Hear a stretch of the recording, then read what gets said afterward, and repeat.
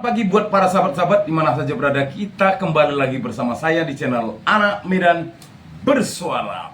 Yes. Bagaimana kabarnya teman-teman? Salam sehat, salam sukses buat kita semua dari Sabang sampai Merauke, dari Pulau Miangas hingga Pulau Rote. Salam dari Medan. Horas, horas, horas. Tetap bersama Anak Medan Bersuara. Kali ini pagi yang indah ini akan saya bawa beberapa channel teman-teman yang saya remix menjadi satu upload video dari teman-teman saya ya, yang memang bersama-sama untuk bisa menegakkan kebenaran. Namun teman-teman, ternyata sebelum kita masuk, kita harus kenali dulu apa sih sebenarnya penyakit NPD ini dan apa maksudnya. Kok diarahkan ke Pak Jokowi? Melalui channel QNC Opposite, ternyata ada sesuatu yang katanya ini sangat berbahaya. Bagaimana teman-teman? Kita intro dulu.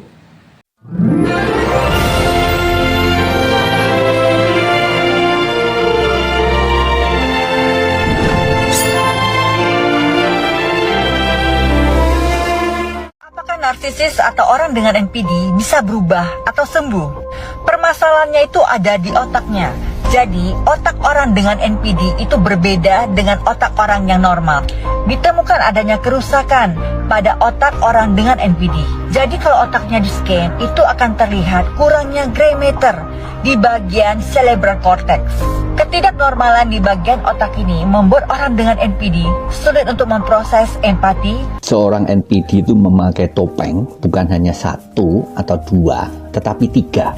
Topeng pertama itu topeng sebagai pahlawan. Dia akan sedemikian mempesona, mengagumkan, dan baik hati.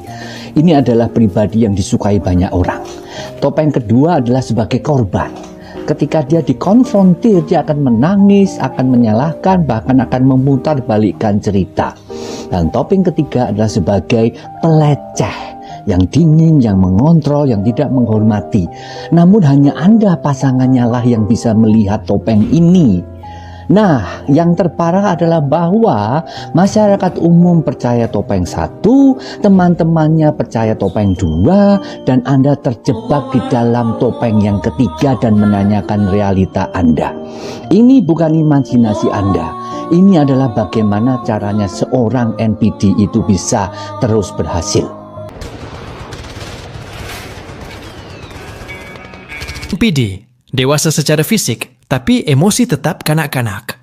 Bayangkan seseorang dewasa dengan tubuh yang tinggi, suara yang tegas, dan penampilan yang berwibawa. Tapi di balik itu semua, tersembunyi jiwa seorang anak kecil yang rapuh, ketakutan, dan belum pernah benar-benar tumbuh. Inilah gambaran dari seorang narsistik.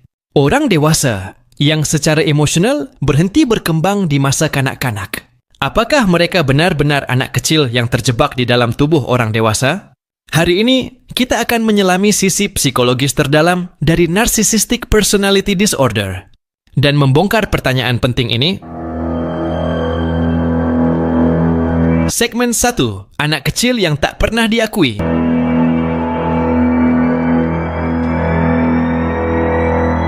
Banyak ahli psikologi percaya bahwa akar dari narsisme dimulai sejak masa kecil. Di masa yang seharusnya menjadi tempat pertumbuhan emosi dan pembentukan identitas, seorang calon narsistik justru mengalami luka yang seringkali tidak terlihat. Beberapa tumbuh dalam lingkungan yang penuh tekanan. Orang tua yang dingin, tidak konsisten, atau justru terlalu memuja mereka secara berlebihan. Dan mereka tidak belajar mencintai diri sendiri karena siapa mereka. Sebaliknya, mereka belajar bahwa nilai mereka tergantung pada pencapaian, penampilan, atau kepatuhan mutlak. Dan dari situlah muncul false self, atau diri palsu yang mereka bangun. Lapisan pelindung untuk menutupi luka dan ketakutan terdalam. Tapi luka itu tidak pernah benar-benar sembuh. Ia hanya tersembunyi di balik topeng yang terlihat percaya diri. Segmen 2. Emosi yang terperangkap.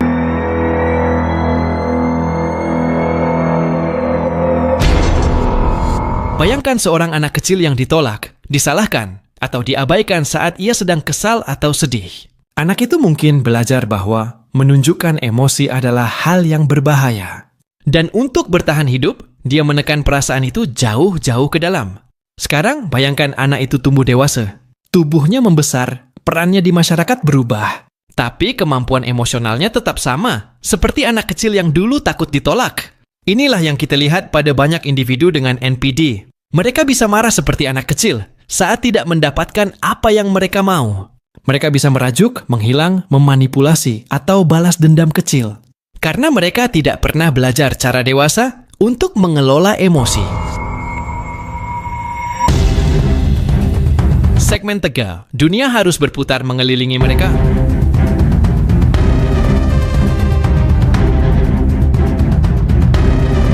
Anak kecil memiliki kecenderungan alami untuk bersifat egosentris. Mereka belum bisa memahami bahwa orang lain punya perasaan dan kebutuhan juga. Itu normal dalam masa kanak-kanak. Tapi pada NPD, pola ini tidak hilang. Mereka tetap percaya bahwa dunia harus memutar di sekitar mereka. Bahwa perhatian, pujian, dan kontrol adalah hak mutlak mereka. Mereka mudah tersinggung jika tidak menjadi pusat perhatian. Mereka marah jika seseorang berbeda pendapat. Mereka cemburu jika orang lain mendapatkan sorotan. Mengapa? Karena seperti anak kecil, mereka merasa dunia ini tentang mereka. Dan jika tidak, maka mereka merasa ditinggalkan. Salah satu ciri utama dari NPD adalah kurangnya empati.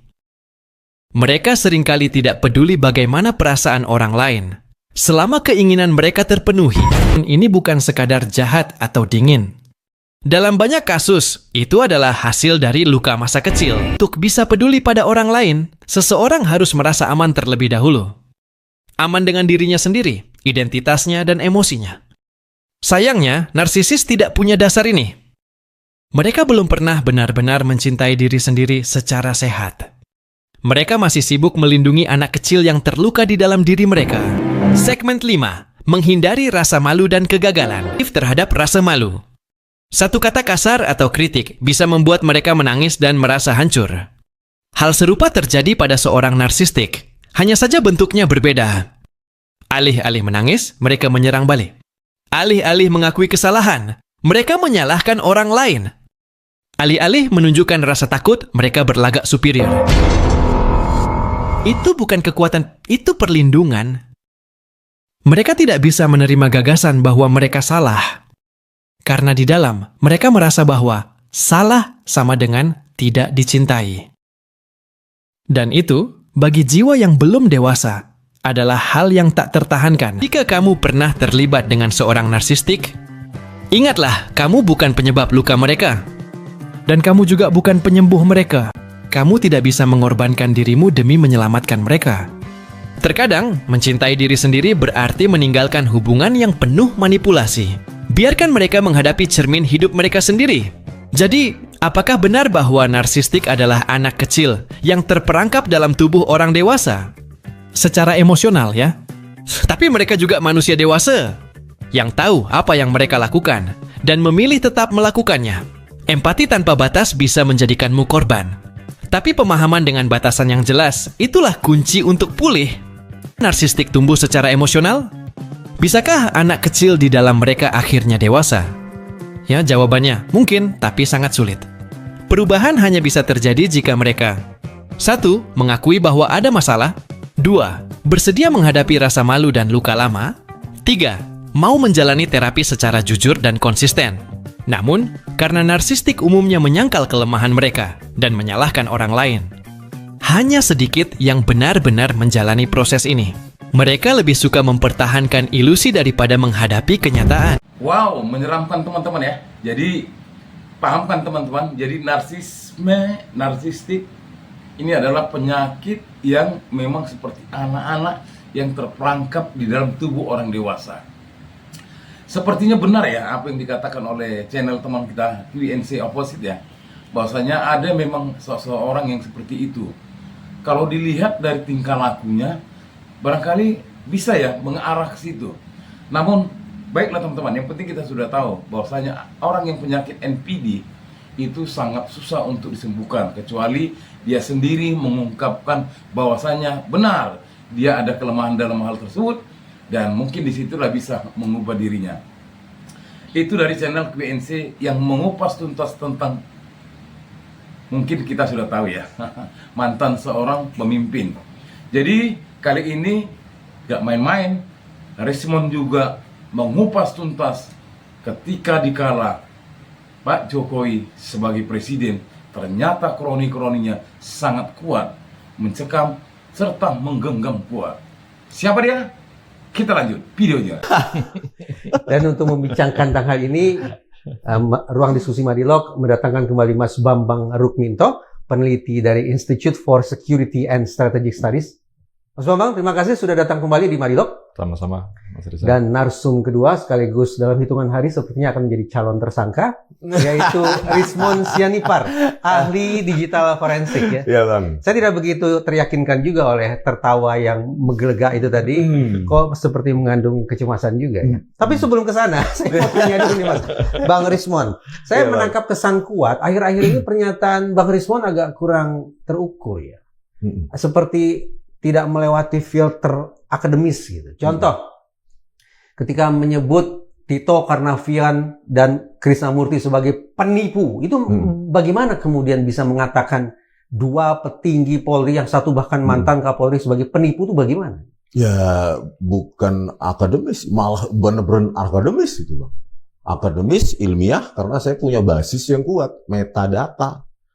Bahwa di kasus Jessica Wongso, di video CCTV 1, 3, 7, dan 9, 7 dan 9 ini kamera mahkota yang mengkriminalkan Jessica Wongso. Itu di dalam metadatanya digunakan software gratisan, iRedSoft. Pemirsa bisa mendownload itu. iRedSoft itu adalah sebuah software gratisan berbasis Windows.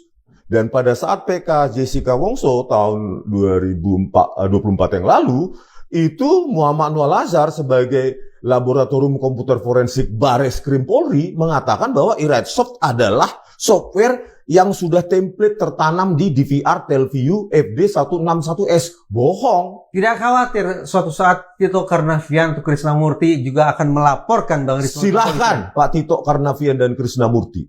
Jelas bahwa iRedSoft itu berbasis OS Windows Operating System, Windows OS. Sementara DVR Telview ya FD161S yang dipakai di Cafe Olivier. Itu kan perdebatan keilmuan. Bukan Bang, itu sudah ini udah beda alam. Di sini Linux based. Ya, yang ingin saya katakan begini, ini kan masalah metode kan? Bukan, masalah bukan. peralatan Bukan, kan? sama Tapi seperti menyebut Abang. seseorang sebagai penipu tuh Sama seperti Abang kan? bilang ikan hidup di darat. Oke. Itu kepastiannya bahwa iRedSoft itu Windows Operating System seperti laut, hidup di air.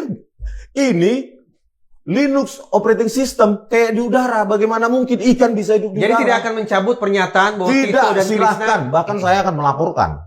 Tetapi dibilang para pengacara, tunggu dulu. Kita hemat energi, kita apa ini dulu. Oke. Kedua, yang menurut saya kebablasan.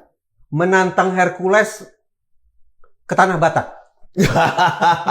ya itu apalah semi guyon. Tapi kita maksudnya begini, bahwa ini Hercules guyon hati-hati loh, Bang. Oh iya ya Bang ya. Ya, menurut saya Nah, harus maksud hati-hati. saya begini, ini kan bukan domain dia. Ini domain kajian ilmiah. Itu terkait apa sih sebetulnya? Ya itu bahwa dia memastikan bahwa ijazah Jokowi asli kan. Pada saat dia berkunjung ke rumahnya. Bagaimana dia seseorang yang tidak punya kapabilitas menilai jasa Jokowi asli, sementara saya punya kapasitas untuk dalam menilai itu, bahkan dilaporkan. Tapi Hercules kan seorang tokoh juga. Tokoh apa Bang? Tokoh publik. Siapa yang tidak kenal Hercules? Oh, gitu, Boleh Bang. juga dong dia Iya, berpendapat. tetapi kan beda kajian. Domain dia mungkin tokoh di mana. Ya, tetapi domain dia bukan kajian ilmiah, apalagi birokrasi akademik, Bang. Tapi kenapa kemudian sampai menantang, ayo ke Tanah Batak gitu? Itu ya mungkin karena ada statement bahwa jangan diganggu segala macam gitu Bang. Bahwa ya nggak ada kaitannya dengan domain dia, intinya itu. Saya murni kajian ilmiah tanpa bias, independen, tanpa personal, apalagi membenci, apalagi sakit hati, tidak. Scientific itu harus repeatable. Harus bisa diulangi, harus bisa di-challenge. Scientific tidak hidup di ruang gelap. Scientific tidak bisa diklaim secara sepihak. Bahwa apapun hasil Bareskrim yang diumumkan oleh Dirtipidum kemarin, itu harus siap untuk di-challenge. Itulah tempatnya di pengadilan. Bahwa hasil dari Bareskrim bukan hasil akhir, bukan hasil yang diklaim sepihak langsung selesai, Bang. Kemarin Mbak Rismond dipanggil sebagai terlapor atau sebagai apa? Statusnya sebagai apa? Belum ada, sebagai terundang Terundang berarti sebatas memberikan klarifikasi. Iya. Pertanyaannya saya sudah simak di media, ada puluhan pertanyaan dalam kurun 6 jam. yang arahnya adalah menegaskan bahwa saudara memang sudah menyebarkan informasi bohong terkait ijazah palsu Jokowi, begitu? Bukan. Kalau itu laporannya. Tetapi kalau dari konstruksi pertanyaannya, saya bisa simpulkan bahwa lebih mengarah kepada apa otoritas Anda mengklaim bahwa ini adalah 11.000 triliun palsu, ya versi dramatis dari 100%, nggak mungkin lebih dari 100% ya. Terus apa hak Anda, otoritas Anda sebagai peneliti untuk mengkaji, meneliti bahan-bahan yang Anda teliti itu terkait dengan lembar pengesahan skripsi Joko Widodo maupun ijazah yang diupload oleh kader PSI Dian Sandi. Puluhan pertanyaan itu tidak berkutat pada perdebatan tentang asli atau palsunya, bukan. Tetapi lebih, saudara ini siapa? Berani cawe tentang ijazah palsu itu siapa? Itu, gitu ya? Siapakah lembaga yang memberikan Anda otoritas untuk meneliti itu? Ya, saya ingin menjawab itu sebenarnya, tetapi ditangkis begini oleh pengacara yang mendampingi. Ya kalau saya ditanya sekarang di luar kantor polisi, kita tidak memerlukan otoritas apapun. Mas, sebentar. Ya. Kenapa sampai kakinya harus ditendang? Saya bayangkan itu sebuah kode ya, agar tidak bicara, agar tidak menjawab. Kenapa harus sampai pengacara pun menendang kaki klien itu? Karena gini Bang, dalam undangan klarifikasi itu, ya ini kan beda alam Bang. Mereka latar belakangnya sarjana hukum. Saya sarjana hukum. Iya. Polisi. Iya. Yang mereka pahami adalah mungkin undang-undang, KUHP segala macam. Sementara saya teknis penelitian. Bagaimana tantangan saya adalah memberikan jawaban yang membumi tentang kajian ilmiah saya, tetapi nanti diinterpretasikan berbeda, menjadi bahan untuk saya, untuk dijadikan segala macam gitu loh, untuk proses berikutnya. Nah ini perlu kita hindari, bagaimana saya bisa membumikan keilmuan saya ketika orang menanya saya untuk mencari kesalahan saya. Sama seperti harusnya yang dilakukan adalah kalau ingin menanyakan bidang tertentu yang sangat dalam, harusnya dia didampingi oleh ahli terkait. Oke. Kita mempersoalkan kenapa seorang Rismon Sianipar, ahli digital forensik, datang ke Polda Metro Jaya justru ke Subdit Keamanan Negara. Mas Bambang, bagaimana saya memahami ini? Seorang ahli digital forensik diperiksanya di Subdit Keamanan Negara. Saya tidak paham. Ya, kalau kita melihat ini memang aneh kan. Seharusnya Bang Rismon ini diperiksa terkait dengan laporan. Ada yang melaporkan kan. Kaitannya tentu dengan tindak pidana. Seharusnya yang memeriksa adalah Dirtipidum atau Dirtipidexus, Tipidsus seperti itu. Kalau kemudian diperiksa oleh Tipidsus kalau terkait dengan ITE-nya, teknologinya. Kalau terkait dengan keamanan negara, ini menjadi aneh, Bang. Loh kan Jokowi, mantan presiden. Permasalahannya itu, seperti itu kan. Makanya laporan Bang Rismon ini terkait dengan apa gitu loh. Kalau kemudian terkait dengan pidana, ya seharusnya kaitannya dengan pidana kan. Kenapa dimasukkan di keamanan negara? Kaitannya memang terkait dengan politik itu, keamanan negara. Bang Rismon ini sudah mengganggu negara. Pikir mereka seperti itu gitu loh. Iya, sebaiknya keamanan negara serius loh. Itu jadi lebih serius kesannya ketimbang akhirnya jadi subversif ya. Iya, kayak makar, subversif, pemberontakan. Padahal ini yang aneh. Ini persoalan pidana biasa seperti itu kan. Makanya kenapa harus ditingkatkan menjadi sesuatu isu yang sangat besar, menjadi isu keamanan negara. Mengganggu apa gitu? Bang Rismon ini mengganggu apa?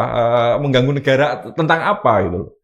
Ini kan persoalan yang sederhana sebenarnya terkait dengan ijazah yang diragukan keasliannya seperti itu. Boleh saja masyarakat sebagai warga negara mempertanyakan, apalagi Pak Jokowi adalah mantan presiden ya, pejabat publik gitu, pejabat politik.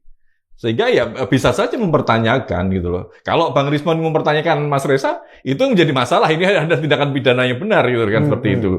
Kalau kemudian Pak Jokowi secara personal itu mempermasalahkan secara pribadi, ya sudah masukkan aja ke pidana. Yang itu. Saya ketahui ini kan berkaitan dengan perbincangan Bang Rismon dengan Mas Roy Suryo di salah satu podcast.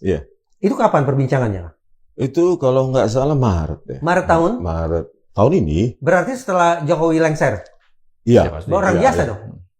Ya katanya nggak tahu perdebatan juga, katanya masih pejabat di mana itu di Danantara, bukan? Danantara itu. Jadi itu nggak tahu perdebatan apakah dia pejabat atau enggak. Relevan tidak? Oke lah, Jokowi punya kedudukan di Danantara. Iya, dia pejabat publik gitu loh. Terus mengganggu negaranya apa gitu loh. Justru itu yang saya tanya. Ya, permasalahan Keamanan negaranya itu di mana? Sisi sebelah mana yang terganggu itu? saya juga bingung, Mas. Makanya ini pun juga menjadi aneh kan. Kemarin saya mengkritisi terkait dengan penghentian penyelidikan. Ini pun juga aneh gitu loh. Penghentian penyelidikan itu kan bagian dari penyidikan gitu loh. Ketika laporan itu diterima, kepolisian itu mengeluarkan sprindik. Kalau sesuai dengan KUHP, 14 hari, maksimal 14 hari harus ada SPDP yang Yang Mas dikeluarkan Bambang kejaksaan. ceritakan ini terkait dengan laporannya Egy Sujana. Ya. Oke, kita tahan dulu, kita bereskan dulu orang ini. ini. Siap. Kita sedang menakar nasib beliau. Jadi ini tersangka atau tidak ini? Ya. Ini seperti common enemy kan, bagi kelompok-kelompok masyarakat tertentu, ormas tertentu, dan juga jangan-jangan bagi institusi negara. Ini seperti membenturkan diri ke sana kemari. Lantas, ketika ditanya oleh penyidik kemarin di Subdit Keamanan Negara Polda Metro Jaya, saudara itu siapa? Ikut cawe-cawe dalam masalah ijazah palsu. Otoritas saudara dapat di mana? Jawaban Bang Rismon apa? Jawaban saya menjawab. Menolak, Karena gini.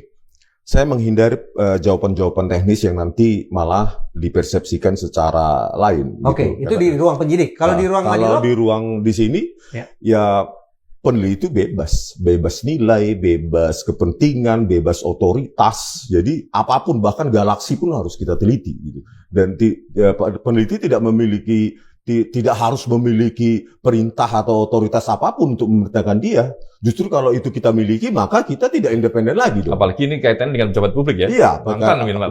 dua periode presiden, jangan lupa. oh justru sekarang saya balik. Karena tidak punya kepentingan, menyangkut orang yang sudah selesai masa jabatannya. Kenapa masih dikulik-kulik? Masih mengganggu itu kenapa? Kenapa masih usil dalam isu ini, kenapa? Bukan usil, Bang. Ini kan untuk menjawab apa? pertanyaan publik. Apa pertanyaan Bahkan publik? Abang sendiri pun bertanya kan sekarang siapapun. Kok sampai sekarang itu bahkan seorang di TV pun itu tidak mau memegang atau tidak berani memegang ini loh, versi fisik atau versi analog dari ijazah Joko Widodo. Sama seperti gelar perkara atau konvers lainnya. Semua dideret di atas meja sehingga wartawan bisa memoto versi fisiknya.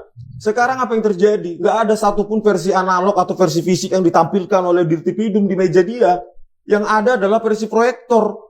Dan yang katanya versi ijazah yang asli yang yang diserahkan oleh iparnya Pak Jokowi, itu pun versi terrotasi dan jauh dari focal point dari fokus kamera. Menurut saya Bang Rismon melakukan hal yang sama kalau begitu dengan Jokowi. Kenapa? Ketika mulai ada narasi-narasi di ruang maya bahwa Bang Rismon tidak pernah mendapat ijazah dari perguruan tinggi di Jepang, Bang Rismon juga tidak pernah memperlihatkan ini loh. Pernah di di lab saya langsung sama transkrip nilai juga kan saya tunjukkan. Makanya saya bilang, kenapa Pak Jokowi nggak menyelesaikan itu dengan begini loh. Ini punya saya, ayo datang kalian semua ini. Saya presiden 2 periode Republik Indonesia, saya berutang budi sama kalian untuk menunjukkan ini. Ada utang budi kepada rakyat yang memilih. Bang Rismon memilih menunjukkannya di laboratorium. Tidak apa-apa, tidak persoalan. Seorang Jokowi menunjukkan ijazahnya di Polda Metro Jaya juga tidak salah kan? Kepada rakyat yang pernah memilihnya loh Bang. Loh, begini Bang. Ketika Presiden Obama dipertanyakan birth certificate-nya, dia kan berutang budi kepada rakyat yang memilihnya. Ini birth certificate saya, silakan uji. Nah, berikan dulu kepada rakyatnya, itu baru mendapatkan public trust. Sudah kan ditunjukkan ke KPU. KPU kan juga representasi, bukan legislatif. Saya paham KPU bukan legislatif, tapi sebagai sebuah organ yang bertanggung jawab untuk penyelenggaraan pemilu, kan kita bisa anggap bahwa sesungguhnya Jokowi sudah memperlihatkan ijazahnya kepada publik dalam kurung SEQ KPU. Sudah selesai masalah itu. Di mana selesainya, Bang? Abang lihat CV-nya sendiri pun hilang di server KPU. Bagaimana kita memverifikasi? Sama seperti ketika ditanyakan kemarin bahwa hak apa saya meneliti. Ya hak sebagai peneliti. Dan saya mendapatkan sumber primer. Saya datang sendiri ke perpustakaan Fakultas Kehutanan UGM sebagai peneliti. Saya lihat langsung, saya datang tanpa biaya siapapun. Ya biaya saya sendiri. Ada ijazah itu? Bukan ijazah, skripsi. Skripsinya ada. Iya, iya, lembar pengesahan skripsi, ya. Karena secara technological advancement, evolusi perkembangan teknologi komputer, hardware dan software, itu tidak mungkin menghasilkan lembar pengesahan sangat sempurna dengan DPI dots per inci yang sangat tinggi, dengan titik-titik yang sangat rapat. Itu produk dari hand press atau letter press. Ayo kita berpikir logis. Penjelasan dari Dirtividum kemarin mengatakan bahwa hanya diraba, dirasakan ada cekungan. Itu bukan saintifik, tidak repeatable, tidak objektif. Lalu disimpulkan bahwa terasa ada cekungan, terus menandakan bahwa itu produk dari hand press dan letter press. Apa begitu cara kerja kita untuk menguji laboratorium forensik?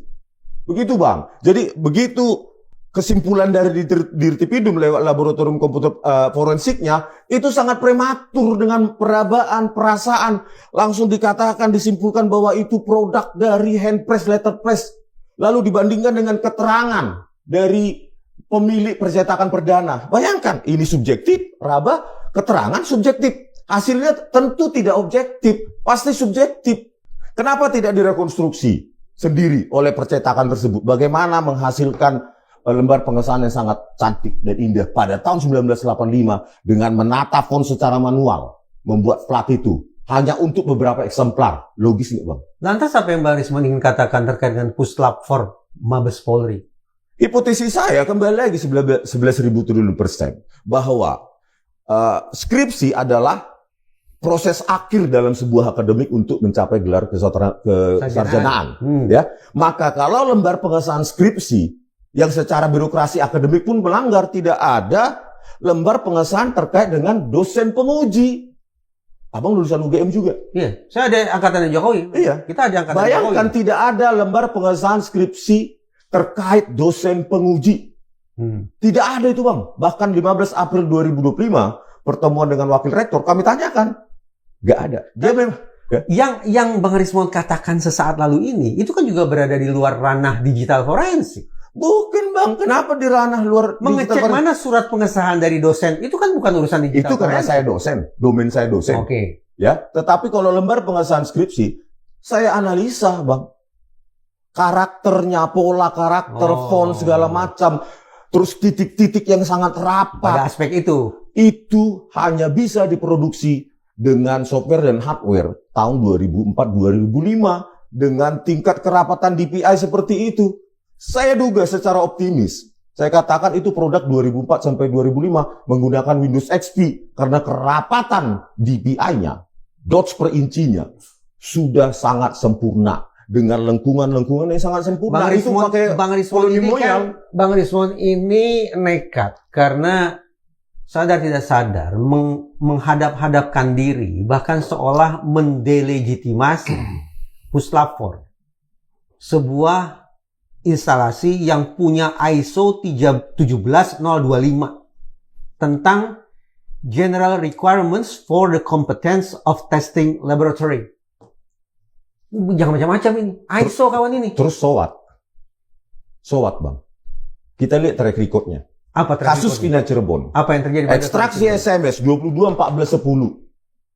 Tidak mereka pakai itu dalam reka adegan. Satu, Vina Cirebon. Bentar, Bang. 22.14.10. Yang diduga terjadi pemirkisiin dan pembinihin.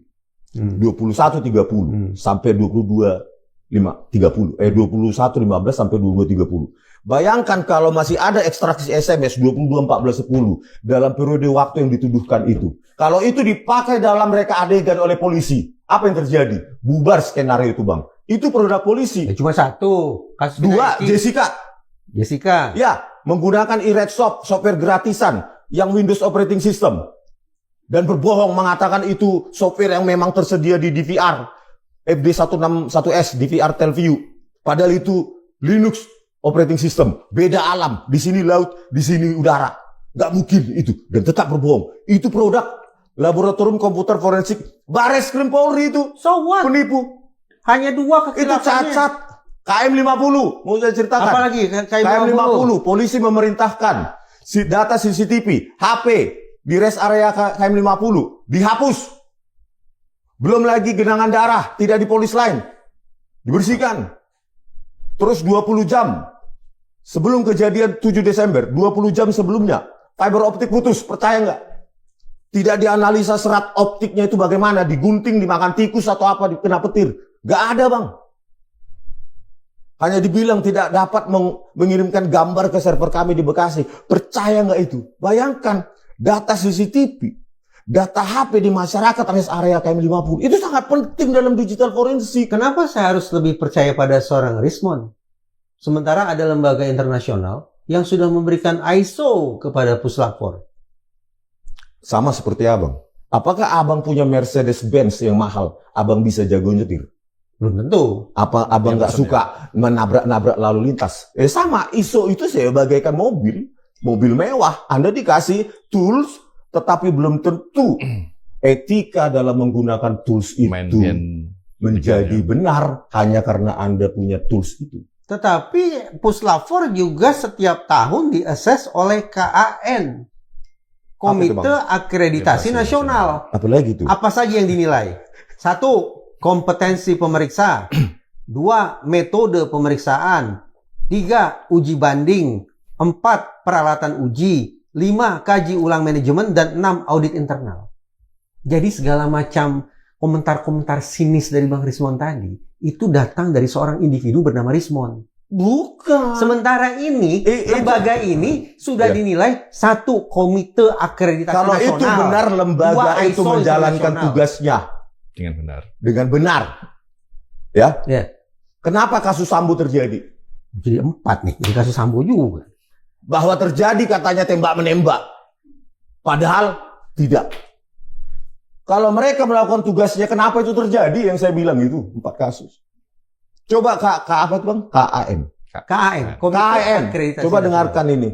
Coba periksa metadata dari video CCTV Jessica di BAP Muhammad Nur Al-Azhar dan Christopher Harimaryanto. Periksa kalau berani. Saya siap ditersangkakan, dikriminalkan seumur hidup juga saya siap. Ini ilmiah, Bang. Sama seperti ini tadi, kepastian alam. Kita hidup di darat, gak mungkin kita hidup di air. Kalau pada titik ini saya baru bisa merasa, ini gangguan terhadap keamanan negaranya muncul sekarang. Benar. Ngeri ini, Pak. Ketika Puslap 4 didelegitimasi sedemikian rupa oleh beliau. Semua lembaga didelegitimasi. Ya, semua KAN juga. Masuk akal, isu keamanan negaranya baru muncul sekarang nih Mas Bambang. Memang, kalau menurut saya memang negara ini sedang kacau. Jadi ketika Bang Rismond nih mengutak-atik itu adalah membuka realitas yang ada, bahwa ada problem di kelembagaan kita, di kelembagaan kepolisian, kemudian lembaga-lembaga yang lain.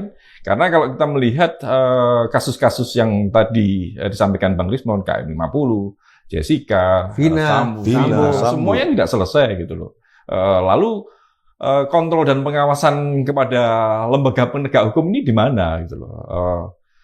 Secara kelembagaan tadi ada KAN untuk mengawasi terkait dengan sarana prasarana di kepolisian, Puslap 4.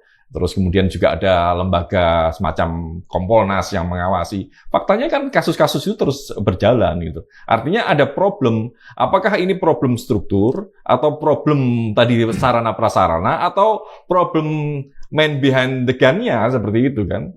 Artinya kalau saya melihat memang yang ini problem. Saya melihat man behind the gun maksudnya Jenderal Listio Sigit? Iya, salah satunya karena kasus kalau saya seringkali menyampaikan, ya memang dalam 4 tahun ini problemnya di Pak Listio. Kalau KM50 kan sebelum Pak Listio. Pak Idam Aziz. Pak Idam Aziz. Kemudian Jessica juga sebelumnya Pak Tito. Siapa seperti Tito Karnavian atau Polda ya?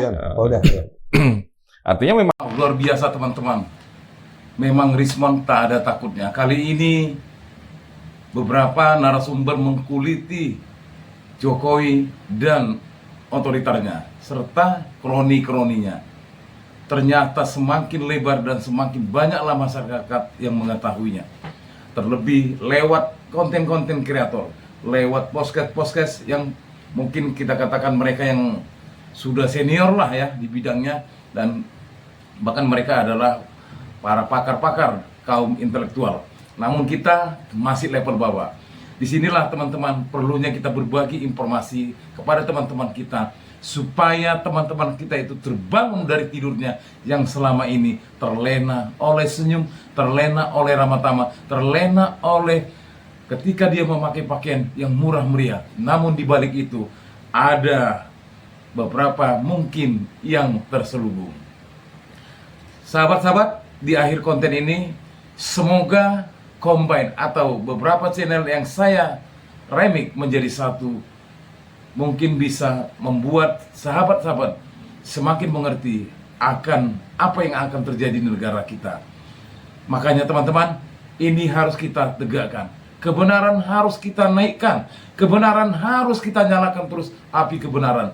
Agar kebohongan yang memang kuat, yang memang sangat-sangat kuat kekuasaannya dan kekuatannya, kita tidak takut. Karena rakyat Indonesia memang menginginkan kebenaran. Salam perjuangan, hidup rakyat Indonesia. Merdeka, merdeka, merdeka.